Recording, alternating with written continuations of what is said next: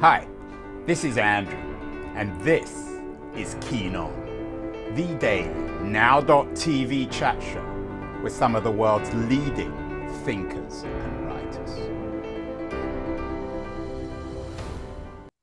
Hello, everybody. It is Monday, September the 18th, 2023. Just back from the Philippines, where I did a conference with my old friend Maria Ressa, the winner, of course, of the Nobel Prize in 2021. One of the other speakers at Maria's event was Hillary Clinton, who had a very pessimistic, dark view of technology, particularly when it comes to technology and privacy. She didn't put a name or a company, so to speak, to the face of this increasingly dystopian vision she has. But had she, in terms of technology that knows us, she might have talked about a new company called Clearview AI, which is developing facial recognition glasses that allow people to immediately identify everyone they see on the street. Apparently, this technology has already been used a million times by the US police, according to the BBC, and it's now in public defenders' hands, for better or worse. Clearview, of course, if you go to their website, they claim to be helping shape the war in Ukraine, perhaps like Elon Musk. I'm not sure what shaping the war exactly means. It's a rather eerie term.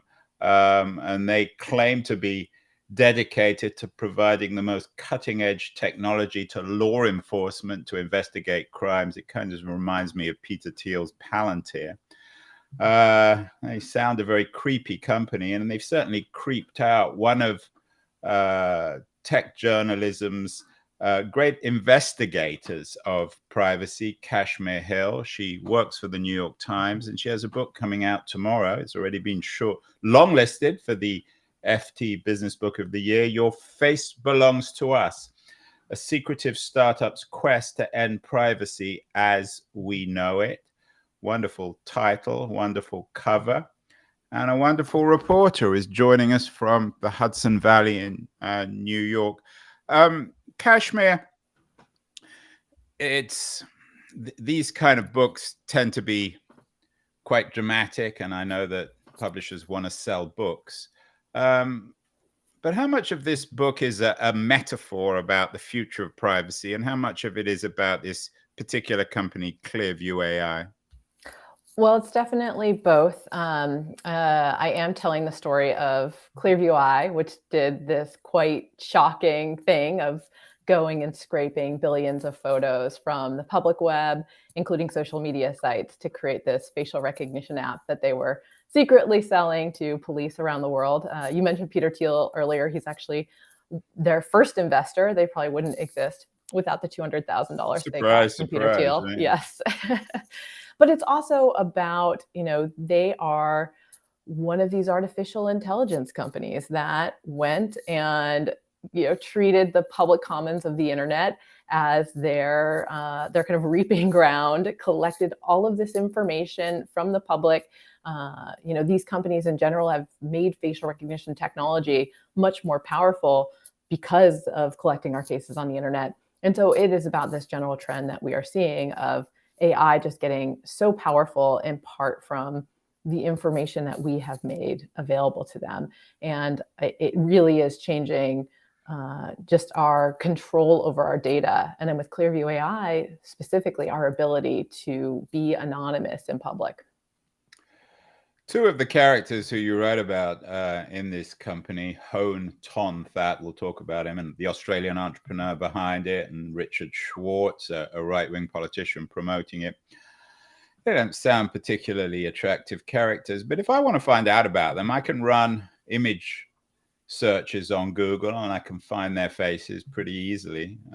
What's different about what these people are doing? I mean, if we carry our smartphones around, which are supercomputers in our pocket, can't we pretty much do what Clearview AI is claiming to do already?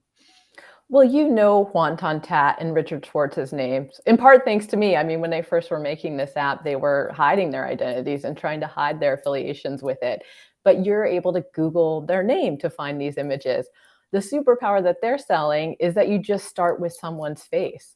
You take a picture of them and it will bring up their name, bring up all of this information that's available about them on the internet, and maybe bring up photos that aren't associated with their name, maybe for good reason. This has happened a lot within the kind of universe of online sex work, naked photos, photos taken without our consent that are posted online. This would be a way to find that material just with a photo of someone's face. So your book is an attempt to make sense of this, not to scare people. Where are we with Clearview? Is it the canary in the coal mine? Is it the next Google, or is it just one of those internet companies that shocks for a few days and then goes away? It's hard to know at this moment. The investors in Clearview do hope that it's the next Google. They specifically said they hope that Clearview would become the quintessential term that when you talk about, you Clearview someone's face, you find out who they are, you look them up on the internet just with their photo. They have faced a lot of backlash since the initial report I did about them. Yes. And in Europe specifically, a lot of privacy regulators said, hey, what this company did is illegal. They shouldn't be collecting our citizens' photos and making face prints for them without their consent. And they've said, Clearview, you cannot do business in Europe. And Clearview isn't now doing business there. They also said that Clearview needed to delete Europeans' face prints and photos. And that Clearview has not done, and also has not paid fines that have been issued by privacy regulators. So that's been that's something that will still play out, I guess, in the European legal system. In the U.S., though, they're continuing to operate. They have contracts with the Department of Homeland Security, with the FBI, with various police forces, and so while they are facing lawsuits here, they are continuing to operate and to sell this database that now has 30 billion faces in it. But isn't what they're doing in principle legitimate? So from a law enforcement point of view, to be able to identify a face with a real person. If someone, there are cameras everywhere, and you can't blame Clearview for that. So if someone's photo is taken, robbing someone, killing someone, planting a bomb, this technology can be used to identify who they are. Yeah, I mean, I think this is the complicated and nuanced story that I wanted to tell in this book, is that it's not easy to say facial recognition technology shouldn't exist, because there are good use cases. And this is really the tack that Clearview AI has taken. They say, we're just selling this to police. We're trying to make the world more secure. I remember specifically Juan Tontat, the first time I interviewed him, said, I made this app because I want to be able to catch pedophiles. I think we should only sell it to police because otherwise it'll be pedophiles using it, to search the faces of children. And that was really fascinating to me, because as I dug into the real history of Clearview AI and where the company came from and what it was thinking in its early days, it actually didn't even have police on the radar.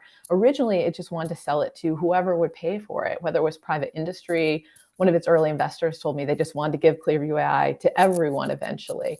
And they only ended up kind of working primarily with police departments because a real estate security officer who used to work in the NYPD said, oh, you really need to show this to my former colleagues. They would love it.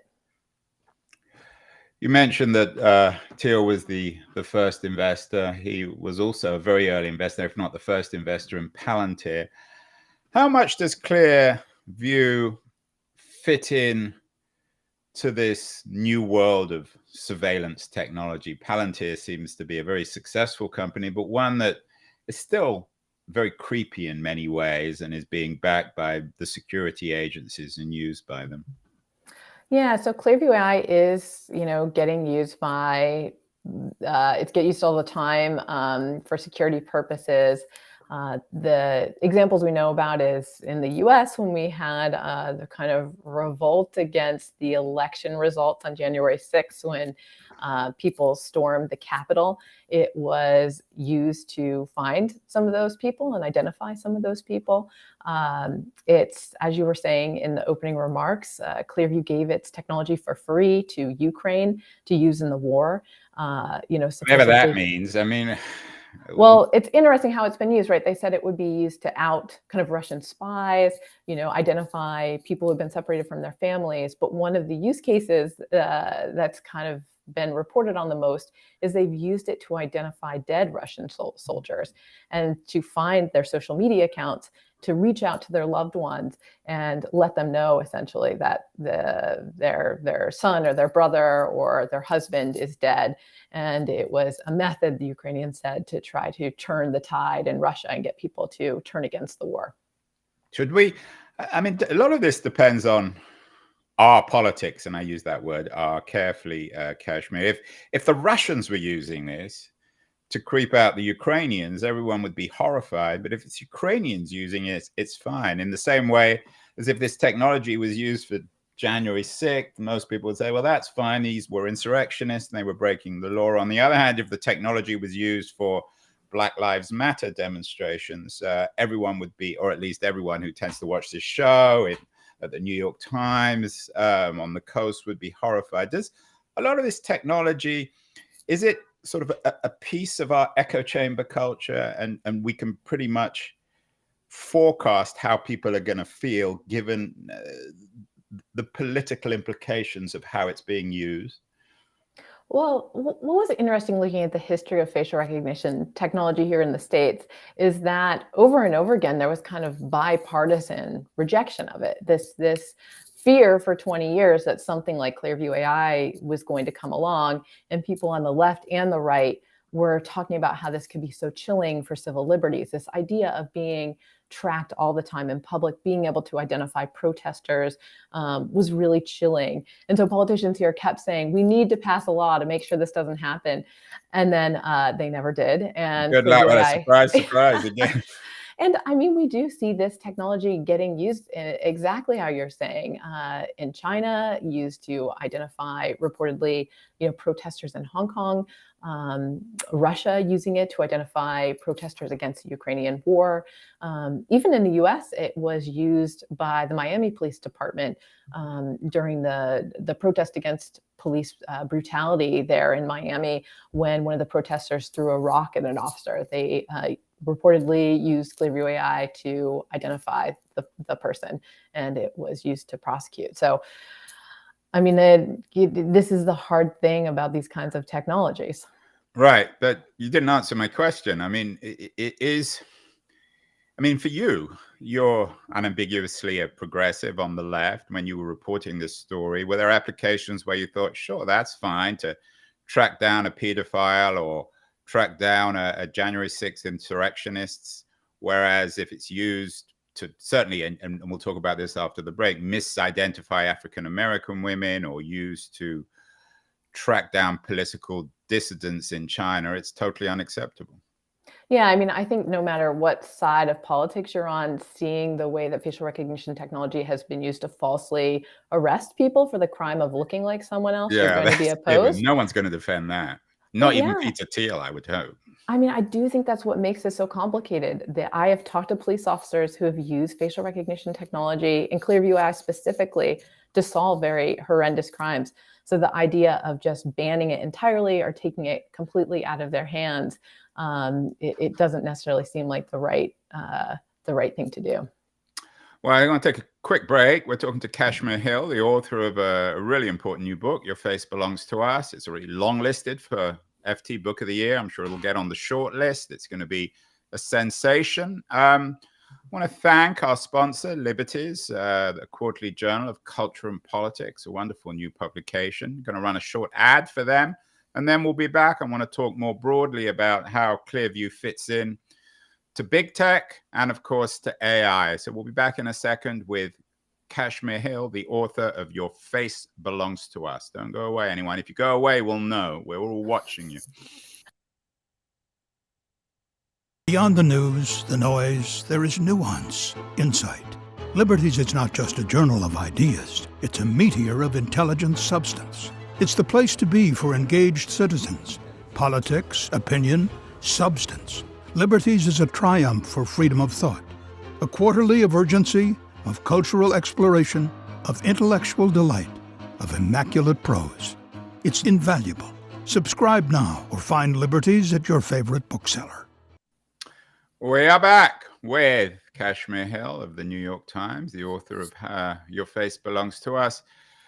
Kashmir, if this technology was being developed by Google or, God forbid, Facebook, we would be truly up in arms. But you write about Facebook and Google's attitude to this kind of technology. Maybe you can talk about that first and then address any direct relationship that Facebook or Google or any other big tech company might have with Clearview. Yeah, this is what's interesting. You know, when I first found out about Clearview AI a few years ago, when I got this tip, and I talked to experts about it, everyone was shocked. They couldn't believe that this was possible, that facial recognition technology had come far enough along, that this random company that no one had heard of claimed that it could identify just about anyone with 99% accuracy. And that was part of what was so shocking about the Clearview AI story. But working on the book and kind of tracing the history of facial recognition technology, I found out that Google and Facebook had both developed something like Clearview AI internally, this ability to kind of take a photo of a stranger and identify them. Google had this as far back as a decade ago, and its then chairman, Eric Schmidt, said it was the one technology that Google developed and decided not to release, that they held back because they felt like it was too dangerous. I have this ridiculous scene in the book of engineers at Facebook with a smartphone kind of attached to the brim of a baseball cap, and they're looking around, and when they point the camera at someone's face, it calls out their name. And it was interesting to me because Google and Facebook are not necessarily known as, you know, the privacy protective companies. They've done so many things that have just radically changed our notions of privacy and been seen as incredibly invasive, from, you know, street view cars going around and kind of mapping the whole world and putting everyone's homes on the internet, to getting us all to put our real names and many photos of ourselves on the internet. And so it was pretty shocking that they, you know, developed the technology and held it back and kind of decided this is too taboo. And so when Clearview AI came along, what they did wasn't a technological breakthrough. It was really an ethical breakthrough, that they were willing to do something that other companies hadn't been willing to do. It's kind of interesting, and we'll talk about OpenAI and ChatGPT in a minute. But in the same way as Google developed the ChatGPT technology in a white paper, it got developed by another company. I mean, is there an argument, Kashmir, that this stuff is fine? You're on the street, you look at someone, they look interesting, you take their photo, and then you find out more about them. Is that deeply problematic in a political, cultural sense? I think it's a question. You know, I can see the appeal of something like this. I've certainly been at work conferences where there's someone that I should know their name. I can't remember it. It's embarrassing. I could imagine taking their photo and then quickly finding that out. At the same time, I could just ask them. I could see a switch flipping where this becomes normal, and that we expect and do this to people. We look up their faces. But I write so often about the malicious uses of technology that I know there would be horrible outcomes. You know, there would be somebody who, you know, you got on the train, you got on the subway, and you bumped into somebody, or you did something rude, you were having a bad day, and that person takes a photo of you, finds out your name, and then, you know, devotes themselves to destroying your reputation online and writes horrible things about you from then on out. And just the loss of kind of everyday privacy at a restaurant where you're having this intimate conversation, safe in the kind of anonymity of being in a space with strangers, you would just lose that. Yeah, it is chilling. How clunky is the product? I mean, you write about it, and it still requires us to put these annoying glasses on. In terms of Clearview, I mean, couldn't you use this technology without these annoying glasses, these augmented reality glasses? Yeah, so Clearview Eye has been working on these glasses. They did tell me when we originally looked at the code for Clearview AI when I first reported about the company in 2020 and saw that they might be able to pair with augmented reality glasses. And the company said, oh, that's not a product we ever planned to release. It was just something we were fooling around with in the lab.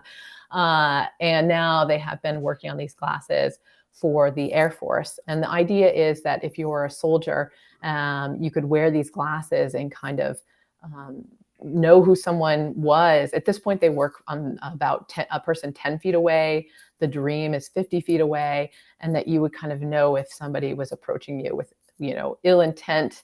Maybe you have faces that are on a checklist and they kind of glow red. So at this point, they're really thinking about it for military use. But the most frequent use is an app where you just, either hold the phone up to somebody and take a picture, or you have an existing photo and you just upload it. And then it pulls up all the photos of that person that Clearview AI has scraped from the internet, along with a URL to where they are on the internet. And I myself have seen surprising photos in Clearview AI's app where I couldn't even believe that it recognized me because I'm walking down the street. I'm in the background of someone else's photo. It has me in profile. And at first, I'm not even sure it's me until I recognize, oh my gosh, that's a jacket I bought at a vintage store in Tokyo. That has to be me. It can kind of be incredible how it's able to pick up your face. You've used this term scrape from the internet. It sounds like scraping something off the floor, but this is what all the big tech companies do and did. I mean, Google became Google because they scraped up the entire internet to create their search engine. OpenAI and ChatGPT is dependent on scraping all of our intelligence from the internet to create ChatGPT. So is there a problem with using this term, scraping stuff from the internet? If it's free, if it's legal, what's wrong with that? Yeah, and this is Clearview AI often compares themselves to Google. They say, we're doing the same thing. Google took all of the information online and made it, organized it, made it easier to search. And we've done the same thing with faces. We've just taken all these public faces and we're making them easier to find. I do think this is a huge question for our age, is what kind of privacy or property rights we think information in the public commons of the internet should have, because it is just so easy for machines to go out and download that information in mass, which is basically what scraping is. And it is happening all the time. And it's, our faces right now, maybe one day it'll be our voices, so that you can upload a little bit of, Andrew's voice and then find everything you've ever recorded in your podcast or on YouTube. There'd be an avalanche. You'd be so bored in about 10 seconds, you'd go to bed. It would be a good way to fall asleep if you struggle with that.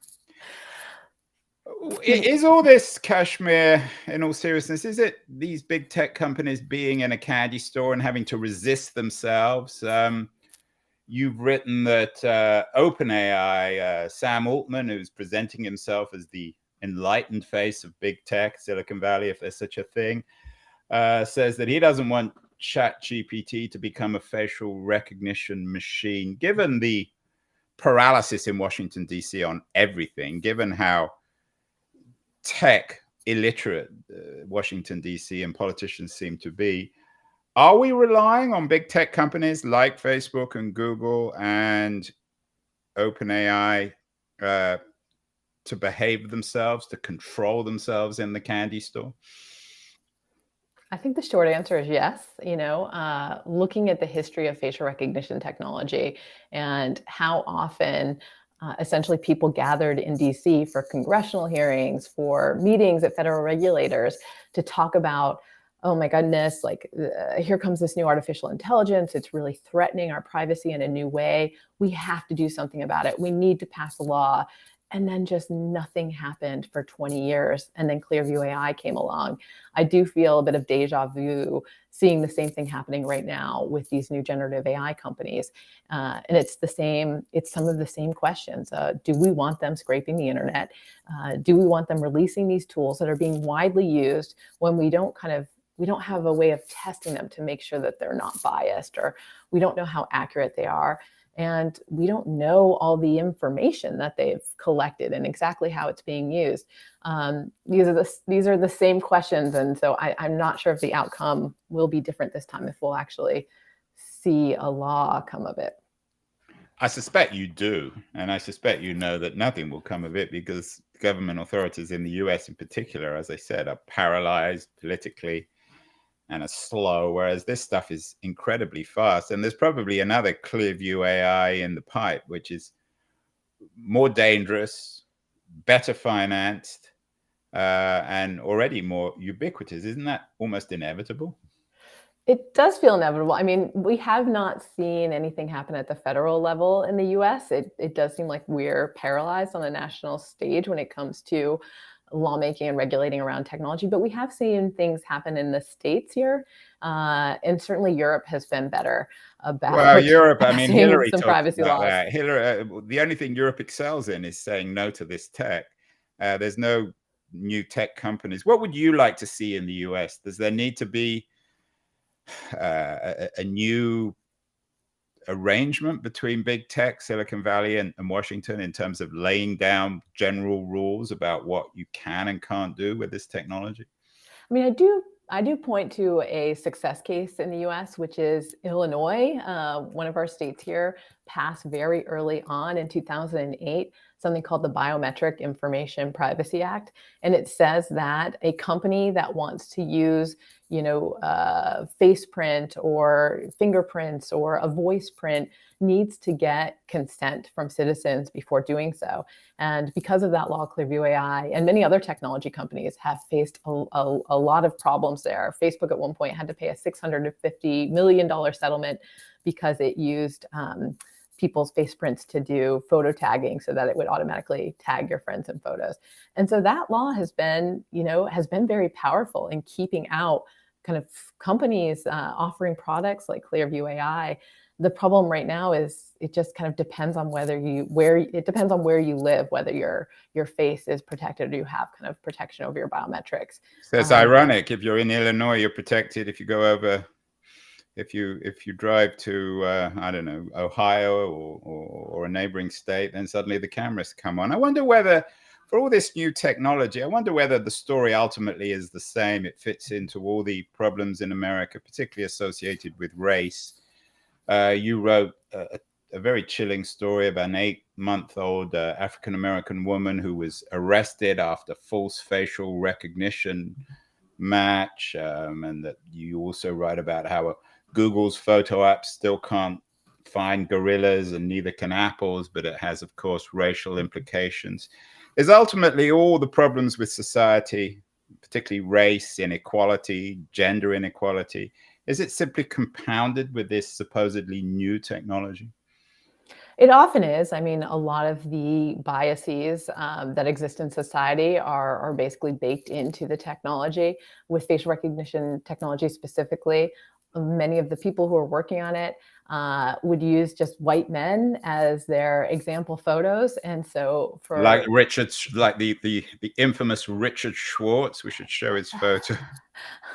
Yeah, and so they would make technology that worked for them, that worked on them, and then it didn't work on other types of people. One of the early facial recognition vendors, I talked to its leader, and he said, yeah, it was in the early 2000s, they were rolling out facial recognition technology in airports. They had used it at the Super Bowl, this big football event. And he said, we got a project in South Africa and we had to pull out because it just didn't work on people who had darker skin. Charming, right? And so, yeah, I mean, we do see these kinds of biases baked in. And I think that's one of the big criticisms I see of AI companies is that, this is proprietary tech. We don't know how it works. We don't know how it's tested. With facial recognition technology specifically, it had these flaws for decades, and yet it was being used in the real world. And so we're starting to see some of those cases of people being falsely arrested because they know the technology was used. But I wonder what cases we kind of don't know about it over the years where it wasn't disclosed that facial recognition was involved in why your visa application was denied or why you were unable to get a passport. Well, let's end, Kashmir, on a particularly chilling note. The title of your book is brilliant. Your face belongs to us. And that seems to be literally true in China. The Chinese have used this type of technology, it seems, to discriminate against their Muslim minorities. How much is China pioneering not just this technology or companies like Clearview, but an entire system built around this, a new kind of high-tech authoritarianism in their social initiative, which might become an alternative model for liberal democracy in the 21st century? Yeah, I mean, often with a book like Your Face Belongs to Us, at the end, you would kind of forecast what might happen in a worst case scenario if we don't control facial recognition technology. But all I had to really do was point to places where it's further along, like Russia and like China, where, China has rolled out the social credit score, which determines what kind of services you have access to, whether you can ride a certain train. And they have paired that with tracking of people's phones, tracking of people's faces. And they use it, not just for repressing kind of human rights of minority groups, but also for bizarre things like controlling and punishing what people wear in public. And so they would use facial recognition technology on people who wore pajamas and give them tickets and publicly shame them. And just enforcing the law to an extent that some people might not be happy with. Like anytime you jaywalk, there are cameras that can just pick up your face and then you get a ticket for it. And so, yes, I think looking to what China is doing is a possible preview of what could happen elsewhere if we don't make kind of different decisions in how we control the tech and how ubiquitous it is. As John Ronson wrote, you've been publicly shamed. Now your face belongs to us, Kashmir. We know your face. Can you change your face? You can wear a ski mask. That's probably the only way you can definitely not be identified. During the pandemic, all of the face recognition technology companies did train their software so it works even when you're wearing a COVID mask, which is pretty wild. Just having the information from your eyes can be enough to still identify you.